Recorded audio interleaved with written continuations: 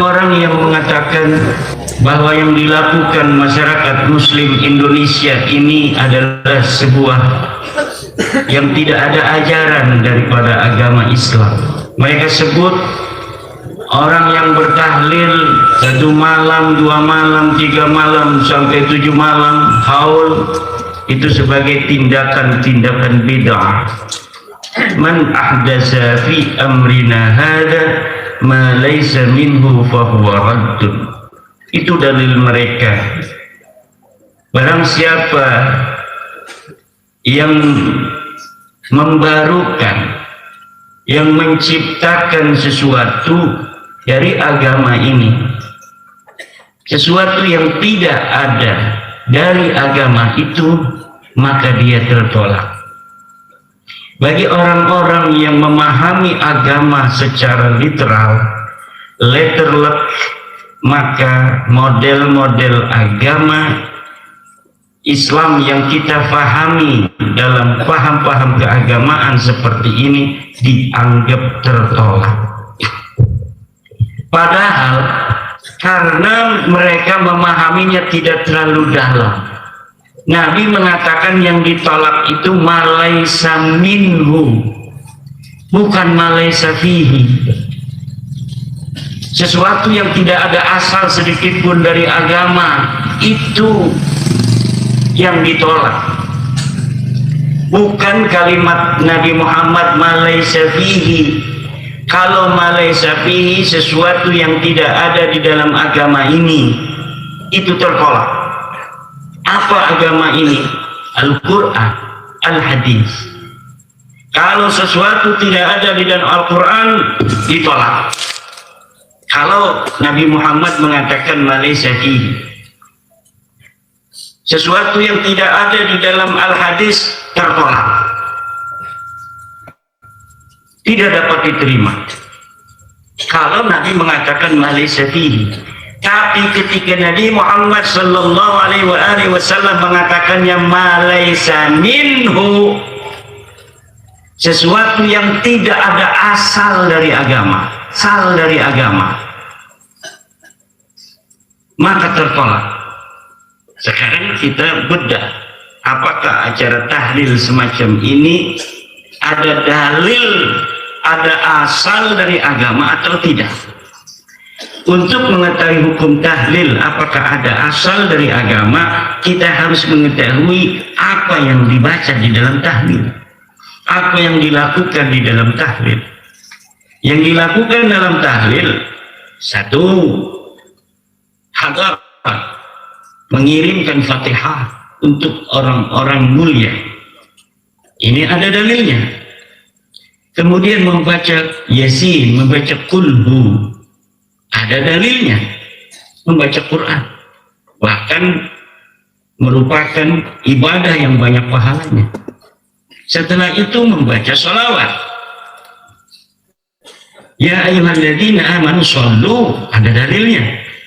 Kemudian membaca tasbih dan istighfar, fasabbih bihamdi rabbika wastaghfir. Kemudian berdoa, ada nggak dalilnya?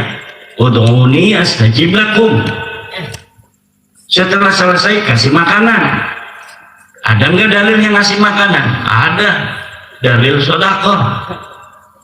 Setelah itu kumpul-kumpul, ada nggak dalilnya? Ada, silaturahmi. Lalu yang ditolak yang mana? Yang tidak ada dasarnya dari agama yang mana?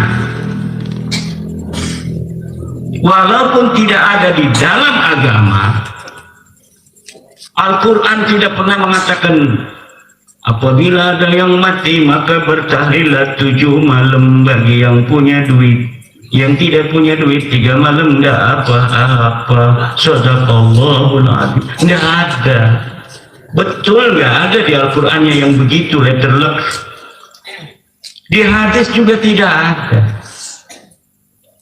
Tapi apa yang dilakukan ada dasarnya semua. Ini namanya malaysa fihi, tetapi ada minhu, ada dalil dari agama. Kalau ada orang atau suatu komunitas Community ini kalau ada orang mati dia main gaplek. Jadi budaya setempat kalau ada orang mati dia main gaplek 7 malam. Itu perbuatan apa? Ada orang mati dia main gaplek. Ada nggak dalil agamanya yang menyuruh main gaplek? Nggak ada. Lah itu berarti bukan hanya malaisa bihi, tapi juga malaisa minhu. Ini yang ditolak. Atau ada misalnya di pesawaran sebuah komunitas, kalau ada keluarganya meninggal, malam pertama dia undang jaipongan, malam kedua dangdutan, malam ketiga lawakan. Misal kita preteli dangdutan, apa isinya?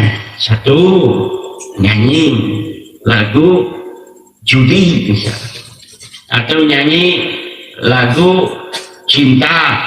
Kemudian yang nyanyi siapa? Perempuan, pakaiannya seksi. Ada nggak dalilnya dalam Al-Quran gitu?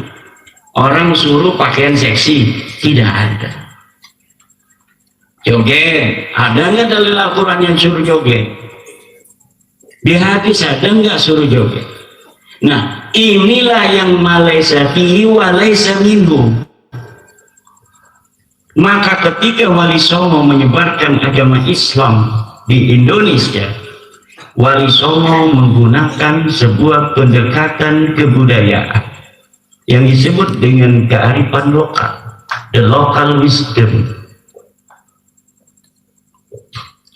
Kemudian ajaran Wali Songo terlembagakan dalam sebuah institusi lembaga yang bernama Nahdlatul Ulama. Secara ideologis, ajaran Wali Songo terlembagakan di dalam lembaga Nahdlatul Ulama. Secara biologis, ini diwariskan kepada para keturunan Wali Songo.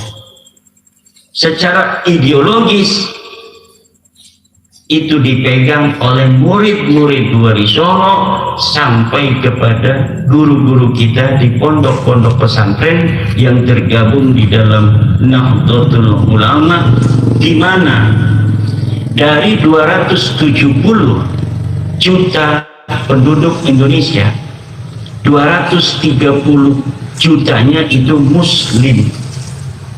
Dari 230 juta yang menyatakan diri dalam survei 2017 bahwa mereka adalah Nahdlatul Ulama, itu 53%.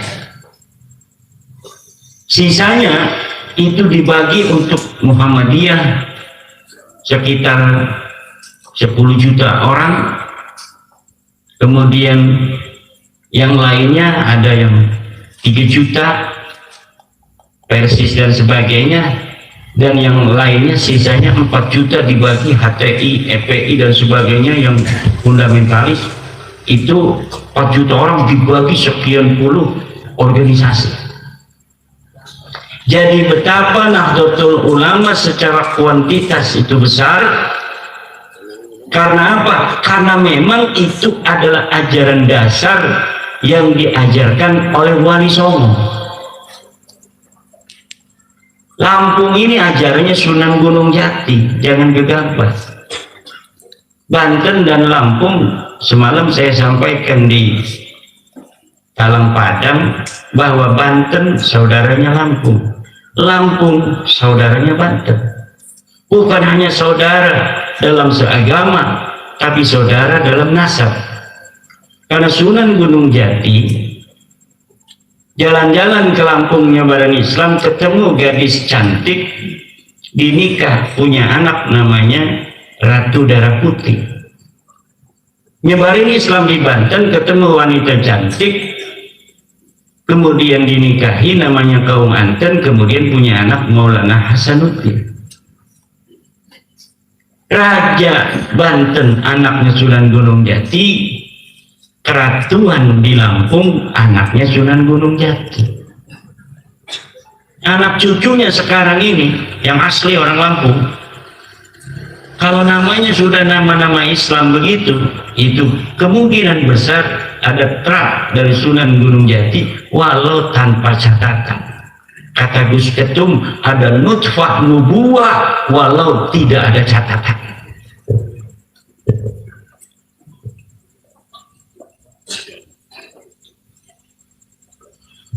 Sunan Gunung Jati kembali ke Cirebon. Anaknya jadi raja di Banten, kemudian jadi keratuan di Lampung. Kedua-duanya mengikat perjanjian seia sekata, sesuka seduka. Perjanjian namanya Piagam Tembaga. Perjanjian Piagam Tembaga antara Lampung dan Banten itu perjanjian seumur dunia harus. Bukan hanya ketika Kesultanan Banten itu ada. Sampai Indonesia ini hadir hari ini dengan Banten jadi provinsi tersendiri, Lampung jadi provinsi tersendiri, disatukan oleh Indonesia, tapi persaudaraan Lampung dan Banten itu harus tetap ada ila yaumil qiyamah. Nggak ada, walaupun bertetangga dari zaman dulu berita perang Lampung Banten nggak ada. Yang ada kalau Banten perang dengan Belanda, Lampung ripuh mengirim pasukan untuk membantu Banten. Banten sesama keturunan daripada Sultan Demak, waktu itu ada masalah keluarga di Demak yang ada di Palembang, karena Palembang juga Kesultanan Demak, ada urusan keluarga. Sampai perang dengan Palembang satu keluarga.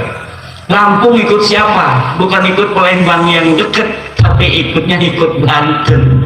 Kenapa? Ada Piagam Tembaga antara Sultan Hasanuddin dengan Ratu Darah Putih. Ini adalah kisah cinta mesra antara Banten dan Lampung sejak dulu kala yang harus dijaga selama-lamanya.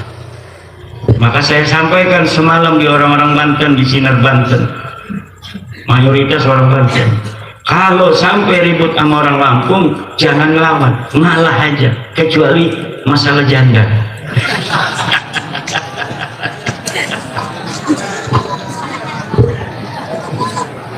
Kalau jelek kasihin aja, kalau cantik bikin alasan.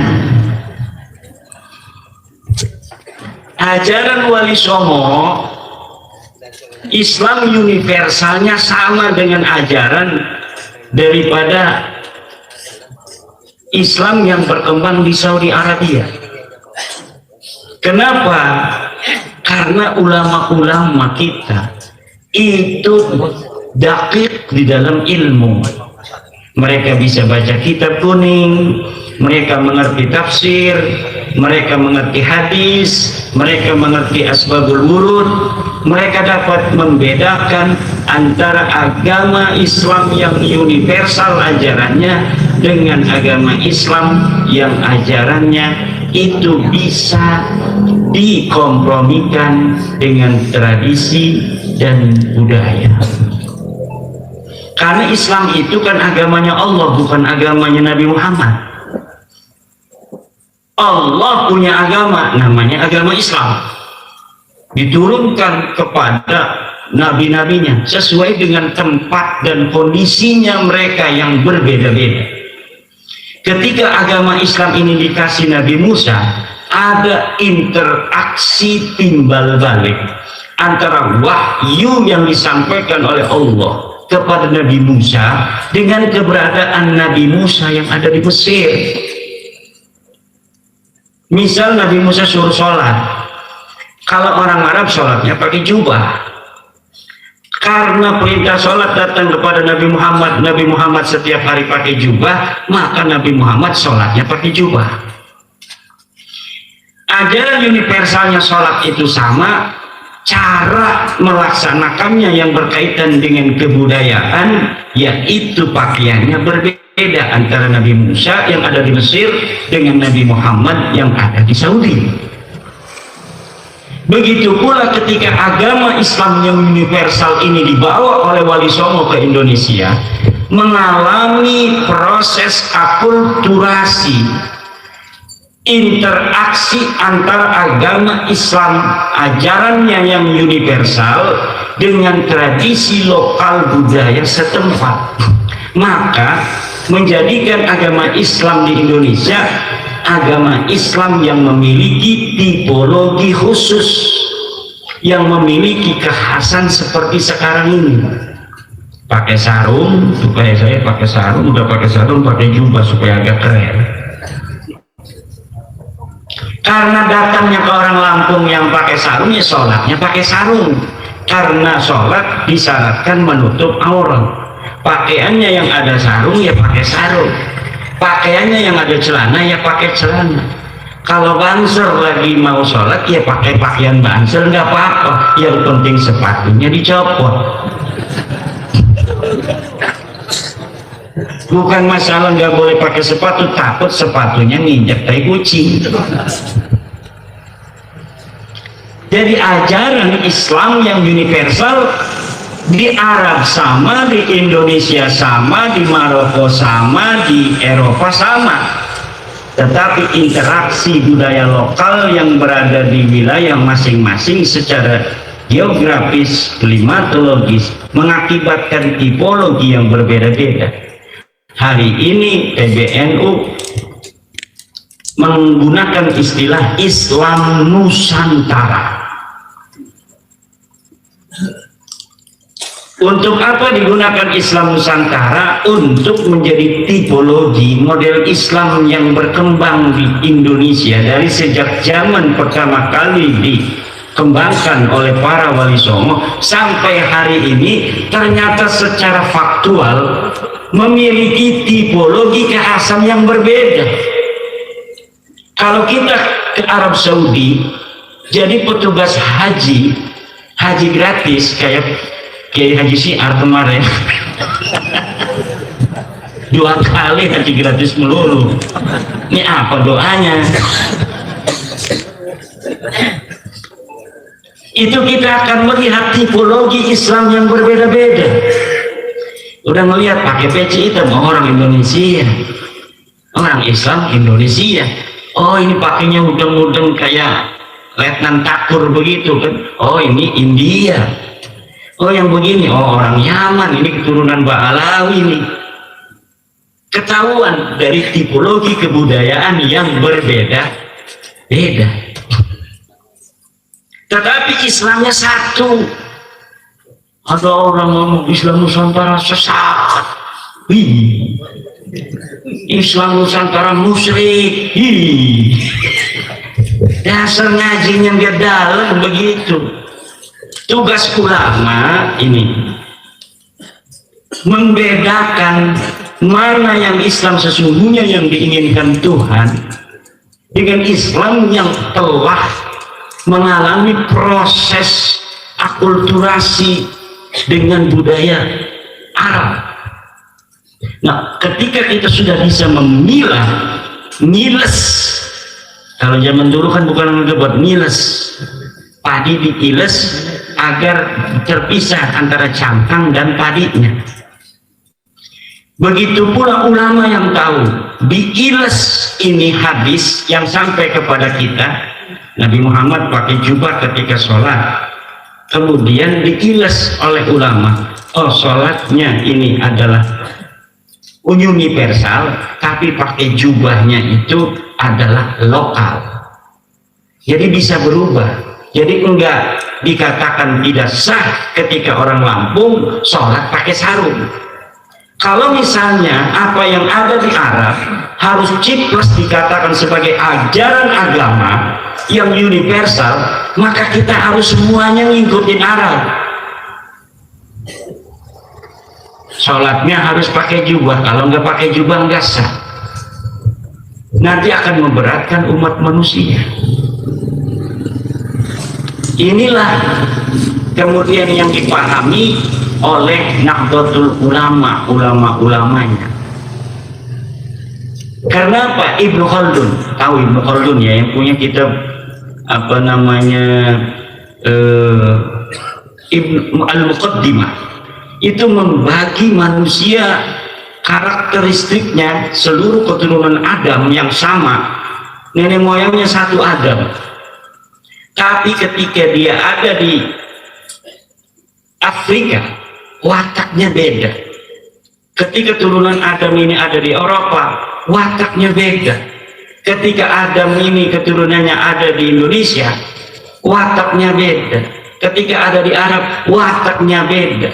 Berarti satu jenis makhluk Allah yang bernama manusia dari keturunan Adam, semuanya turunan Adam. Kullukum min Adam wa Adam min turab. Tapi ketika klimatologi musimnya berbeda, wataknya dipengaruhi oleh musim. Akhirnya watak orang Lampung begini, watak orang Saudi begitu, watak orang Eropa lain-lain. Padahal satu keturunan Nabi Adam alaihis salam. Begitu pula Clifford Geertz dalam bukunya Islam Observer mengatakan bahwa Islam di Maroko itu lebih agresif dan oposisional dengan pemerintah, sementara Islam yang dikembangkan Wali Songo ketika dibawa ke Indonesia itu bersifat adaptif dan tidak oposisional dengan pemerintah sejak Islam pertama kali dikembangkan. Sayyidina Sunan Ampel datang bareng dengan Raja Majapahit, ada di dalam kerajaan Majapahit, jadi penasehat Raja Majapahit. Demak, ketika Majapahit runtuh, tumbuhlah Demak. Siapa yang mengadakan atau mendirikan kerajaan Demak? Para Wali Songo. Siapa yang dijadikan raja? Anaknya Prabu Brawijaya, Raden Patah. Interaksi antara agama yang dibawa ke Jawa dengan kekuasaan dari pertama awal Islam itu dibawa, itu ada kaitan yang erat dengan negara. Makanya Nahdlatul Ulama hari ini senantiasa menjaga hubungan yang baik dengan negara, karena warisannya warisan Wali Songo. Bahkan hari ini wakil presidennya aja ulama, Nahdlatul Ulama, bukan oposisional. Ini berdasarkan sejarah yang panjang dari pertama kali Islam itu dibawa ke Indonesia ini.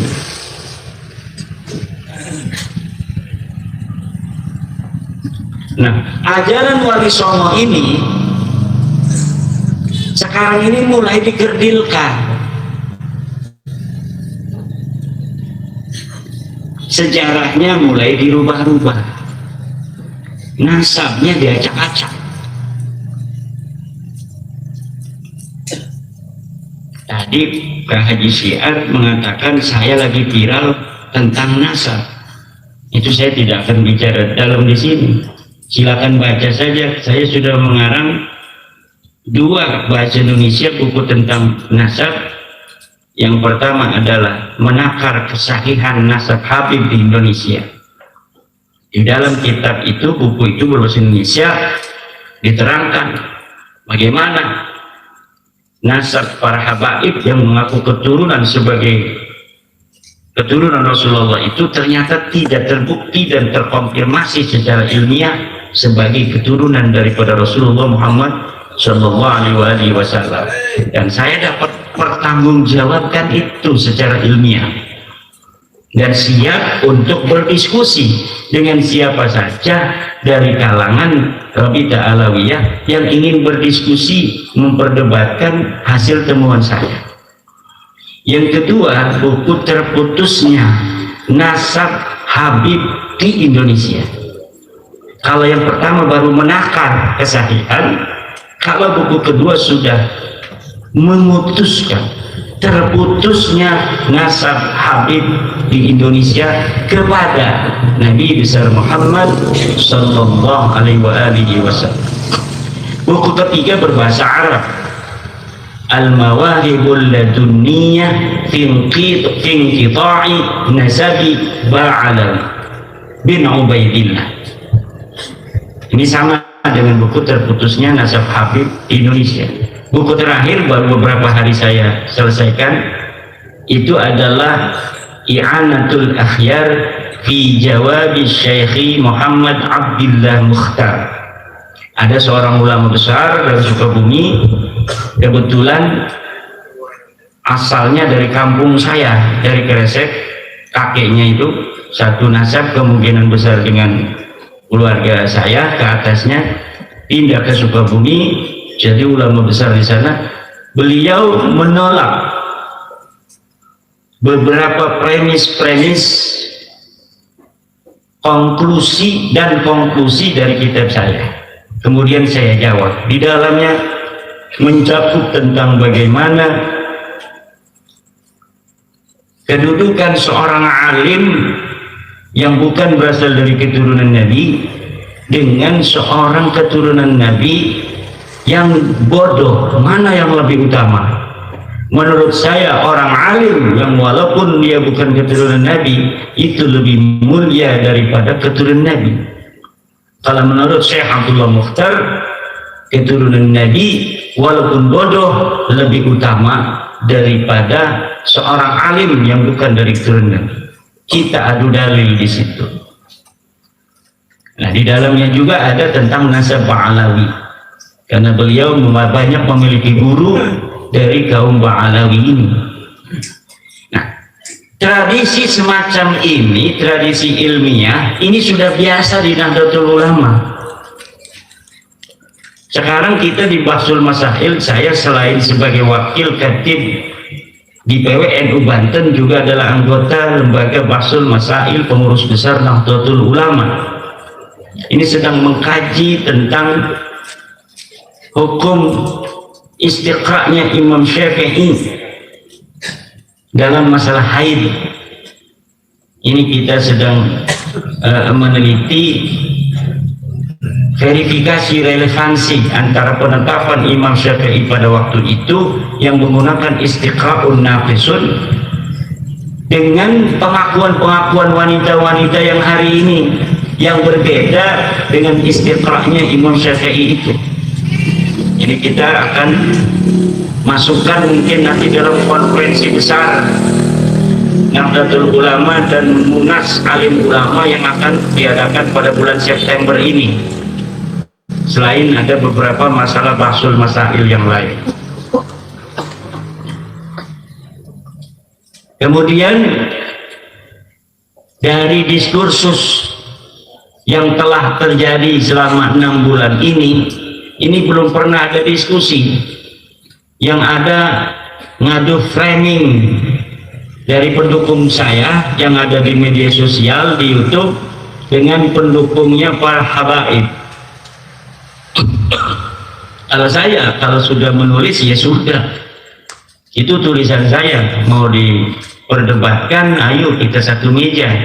Mana yang kira-kira perlu untuk didiskusikan, mana yang harus dirod, mana yang harus dijawab.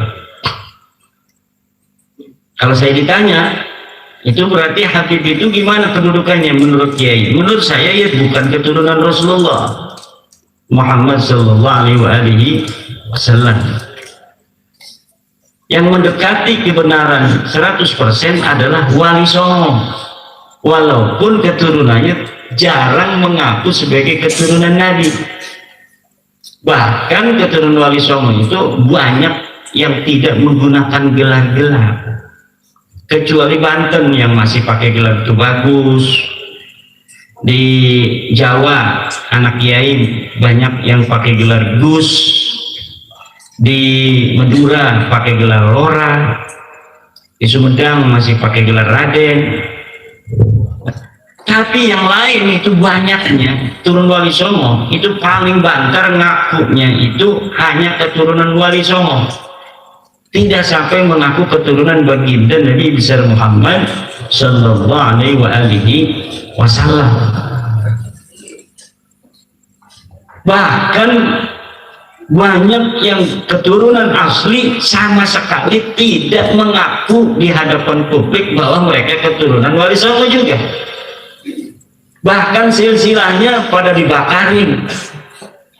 Bisa jadi orang Lampung yang tidak sampai tahu silsilah itu karena orang tuanya tidak menomorsatukan keturunan, sehingga cucu buyut sudah tidak tahu lagi silsilahnya ke atas. Karena apa? Karena memang ada resiko dari orang yang selalu menulis silsilah. Orang-orang besar menulis silsilah untuk anak-anaknya masih kecil, anak-anaknya tahu bahwa dia keturunan orang besar, akhirnya dia i'timad bil ansab, berpegang teguh dengan nasab. Kemudian orang-orang karena tahu dia keturunan orang soleh menghormati. Ketika orang yang masih kecil dihormati, maka kebutuhan dia akan belajar lebih giat lagi itu rendah. Semangatnya untuk belajar itu rendah karena dia sudah mendapatkan kehormatan. Akhirnya akan menjelma menjadi keturunan orang-orang besar, kemudian berilmu rendah. Mendingan kita nggak kasih tahu pada anak sehingga anak tidak tahu dirinya mempunyai keturunan besar, sehingga dia tidak ada yang menghormati sejak kecil, kemudian dirinya mengkapitalisasi segala potensinya untuk mendapatkan kemuliaan hidup di dunia yang diridhai oleh Allah Subhanahu wa Ta'ala. Nanti menjelma menjadi Kakanwil, bisa AKBP, dia jadi bisa jadi presiden. Itu Pak Jokowi nggak tahu dia sama sekali silsilah, tapi jadi presiden. Sesudah kampanye ada yang ngasih tahu bahwa silsilah bapak ini sampai kerajaan. Enggak, saya orang kecil aja, nggak penting. Zaman sekarang kita jadi presiden nggak usah ngurut-ngurutin silsilah, nggak usah punya nasab, yang penting kita punya partai. Orang nasabnya tinggi nggak punya partai nggak bisa jadi presiden, bos. Betul tidak? Maka bikin partai aja, beli partai, baru kita nyalon jadi presiden, nyalon jadi gubernur, nyalon jadi bupati. Nasab nggak perlu, nggak ada kita ditaruh-taruhin nasab gitu kemudian kita langsung bisa jadi calon presiden, nggak ada begitu. Banyakin duit, beli partai, cari pendukung, jadi presiden. Dan ini negara kita, ini negara yang paling tepat sistem negara ini. Kita aman tentram sudah hampir 80 tahun. Tentrem, nyaman. Orang jadi bupati itu zaman dulu adipati loh. Adipati itu kalau meninggal pengen jadi adipati lagi, ini anaknya belum tentu bisa karena pamannya pengen jadi adipati. Berantem antara anak adipati dengan adiknya adipati, masing-masing cari pendukung, terjadi peperangan, ribuan melayang, baru ada adipati baru. Raja begitu juga, setiap ada pergantian kepemimpinan ada darah yang tertumpah. Tapi Indonesia ini semenjak Indonesia merdeka tidak ada orang pengen jadi bupati, pengen jadi gubernur bacok-bacokan. Nggak ada peperangan, nggak ada perang tombak, perang pedang, yang ada perang amplop, tebal-tebal amplop aja. Betul tidak? Walaupun nggak boleh sama negara, sama Bawaslu, tapi tim sukses punya cara gimana supaya nyampe. Betul nggak? Nggak beres itu. Tapi tapi paling begitu-begitu doang, nggak kayak zaman dulu, zaman kerajaan. Udah, makanya jangan sampai kita kembali pada zaman kerajaan. Leluhur saya banyak yang mati gara-gara sukses itu. Makanya ketika membaca itu, kata saya jangan sampai kita ikut lagi sistem-sistem yang seperti ini. Ini Indonesia sudah sistem yang terbaik seperti ini. Siapa saja bisa jadi apa saja kalau dia mau. Tidak melihat keturunan, tidak melihat keturunan siapa dia, anak siapa dia. Orang yang gak jelas bapaknya aja bisa jadi presiden, bisa jadi gubernur di Indonesia. Yang penting dia punya partai, punya perahu, atau punya elektabilitas. Makanya harus tapak, banyak puasa kita dari sekarang supaya viral. Kalau udah viral kan kita nggak bayar surveyor lagi untuk menaikkan elektabilitas atau keterkenalan. Kalau orang sudah dikenal baik jelek maupun bagus, itu baru nanti akan elektabilitasnya ditakar. Nah itu saudara-saudara, Indonesia ini sistem negara yang terbaik. Tidak boleh kita kembali pada masa lalu. Sekarang ada di Lampung kelompok yang menamakan dirinya Khilafatul Muslimin. Ini mengembalikan ke negara khilafah. Khilafah itu apa? Kerajaan. Kalau sudah kerajaan lagi, ya kita ini nggak bakal ada kesempatan jadi raja. Kalau sekarang tinggal maunya anak bapak disekolahkan yang tinggi, masukin dia supaya jadi tukang bohong, kan tukang bohong jadi orang DPR.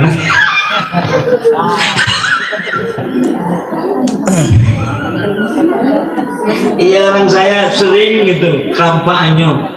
Saudara-saudara, kalau saya terpilih jadi anggota DPR RI, BPJS gratis. Ternyata nggak bisa dia sendirian kan, pas udah jadi katanya BPJS gratis. Nggak bisa, saya pengen gratis tapi yang lain nggak mau, betul. Alasan aja nih orang. Ini kan tukang bohong.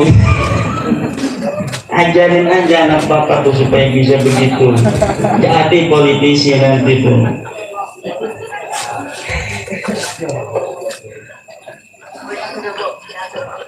Ada lagi calon gubernur kan, tinggal pakai KTP, masuk rumah sakit nggak bayar lagi. Harus pakai KTP sesudah dia jadi. Ini kata Pak Gubernur dulu sebelum jadi kita pakai KTP nggak bayar lagi. Ini Pak belum disahkan Pak oleh undang-undang yang ada payungnya, hak rumah sakitnya. Hanya yang gubernur, iya saya sudah berusaha tapi DPR menolak semua. Alasan aja. Nah makanya kita harus pinter, begitu aja kita ganti ini yang muluk-muluk, yang kira-kira bakal ditolak sama DPR. Nah begitu-begitu doang, pakai taktik doang, nggak ada perang sekarang. Makanya bapak-bapak dan ibu-ibu hadirin rahimakumullah, negara kita tinggal mencari bentuknya yang ideal. Sekarang ini kan kita lagi mencari bentuk yang ideal. Masih ada bolong-bolong seperti tadi itu. Ada orang nggak jujur lah DPR. Seharusnya kan DPR itu jujur semua. Tapi masih ada bolong-bolong, kita tinggal untuk menyempurnakan saja. Yang kurang-kurang dari demokrasi ini kita sempurnakan sehingga menjadi ideal. Nggak bisa lagi orang bisa memainkan money politik. Bagaimana caranya dijajal-jajali ini agar tidak bisa lagi ditembus oleh taktik-taktik mereka itu. Undang-undang lalu bentuk lagi, mereka lebih belum tahu dulu dia yang bikin kan. Oh gini caranya supaya nggak kena kan. Begitu aja, nggak apa-apa. Kita proses menuju kesempurnaan. Nggak ada sesuatu yang tersindat mati. Hari ini kita begini, sistemnya tidak bisa dirubah lagi. Bisa. Yang penting NKRI ini jangan berubah. Masalah sistem-sistem teknis demokrasi, kita mencari yang terbaik. Dulu kita menggunakan sistem demokrasi Pancasila, demokrasi terpimpin. Sekarang demokrasi apalagi? Dulu kita memilih gubernur dengan cara DPR yang milih. Sekarang sistem langsung. Waktu DPR sudah demokratis dan musyawarah, tetapi tidak luas. Semua orang tidak memiliki kesempatan yang sama. Kalau dia bukan anggota dewan, dia nggak bisa jadi gubernur. Sekarang siapa aja tukang tambal ban, kalau diminta partai jadi calon gubernur, bisa dia jadi gubernur Lampung. Nggak perlu AKBP, nggak perlu doktor, tukang tambal ban, tapi dia elektabilitasnya tinggi. Kita bisa jadikan dia agar orang-orang pada nyolok partai kita. Kan kesempatan semua orang sama. Inilah sesuai dengan ajaran Islam, bahwa semua manusia sama, tidak bisa dilihat dari dia keturunan siapa, tapi apa prestasi dia. Itulah yang dapat saya sampaikan. Mudah-mudahan ada manfaatnya, dan bagi kita yang hari ini mudah-mudahan ada hajat, mudah-mudahan hajatnya tercapai, terkabul. Yang ada sakit, yang ternampak maupun yang tidak nampak, mudah-mudahan penyakit dari apa yang ada dalam diri kita ini diangkat oleh Allah Subhanahu wa Ta'ala. Dan yang sedang punya pangkat, mudah-mudahan pangkatnya itu ditambah tinggi oleh Allah Subhanahu wa Ta'ala, yang lebih barokah, lebih manfaat. Dan yang dagang makin laris dagangannya, kumpul duitnya. Ada orang dagang laris dagangannya, duitnya kagak kumpul. Ini kita dagangannya laris, duitnya juga kumpul. Amin. Wallahu wal muwaffiq ila aqwamit thoriq. Wassalamualaikum warahmatullahi wabarakatuh.